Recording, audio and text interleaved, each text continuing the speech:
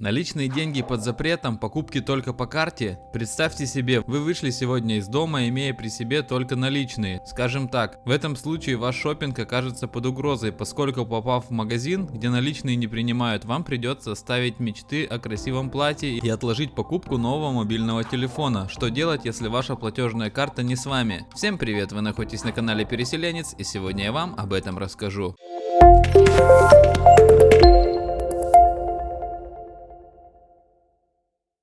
Банкноты и монеты евро являются законным платежным средством в Европейском Союзе и поэтому должны применяться в качестве средства платежа, говорит Кристиан Береска, адвокат и председатель комитета по гражданскому праву Союза немецких адвокатов. Однако следует различать, кто вводит запрет на оплату наличными: государственные органы или частные компании. Так, согласно постановлению Европейского Союза 2021 года, ссылочку видите на экране, государственные кредиторы обязаны принимать наличные деньги для совершения платежей. В отношениях между частными лицами могут заключаться иные договоренности, например, о запрете расчетов наличными, говорит Кристиан Береска. Однако для того, чтобы они были эффективными, продавец должен четко обозначать, что оплата наличными вообще исключена, говорит юрист. В ином случае любые требования могут быть признаны недействительными. По мнению Саши Штрауб из Баварского консультационного центра для потребителей, для информирования покупателей достаточно вывески в торговом зале. Кстати, по словам защитника прав потребителей Штрауба, отказаться от приема более 50 момент или оплаты более 200 евро в евромонетах имеет право даже продавец, потенциально согласный на оплату наличными. У торговцев есть преимущество. Если оплата наличными исключена, потребителям ничего не остается, так достать гиро или кредитную карту, либо в физической форме, либо в виде копии, хранящейся в цифровом виде на смартфоне.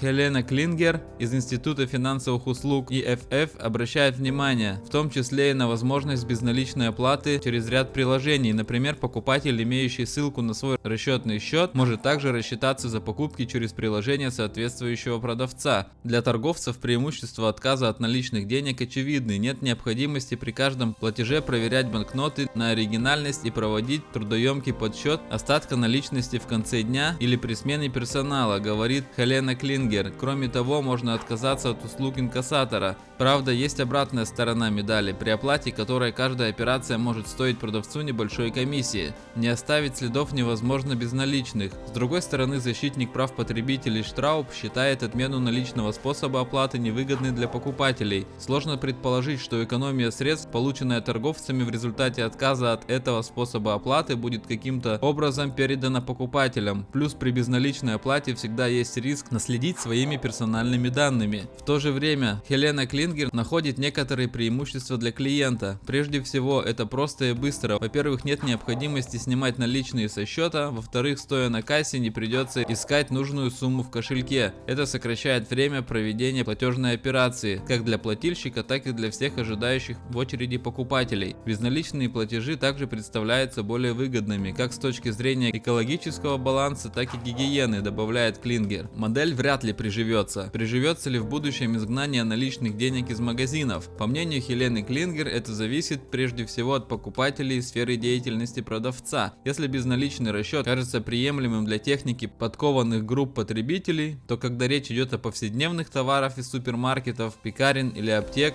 эта концепция скорее всего встретит неприятие со стороны покупателей. Хелена Клингер считает, что для некоторых торговых предприятий возможно в будущем компромиссное решение. К примеру, прием наличных денег для оплаты чека на сумму до 100 евро, но не для всего, что свыше может потребоваться безналичный расчет. Саша Штрауб не верит, что безналичные методы оплаты будут преобладать в долгосрочной перспективе. Для торговцев наличные по крайней мере останутся запасным вариантом, на котором больше никто не зарабатывает, плюс который также работает, если не исправен денежный терминал. Иное развитие событий возможно только в том случае, если в будущем функции наличных денег заменит цифровое евро.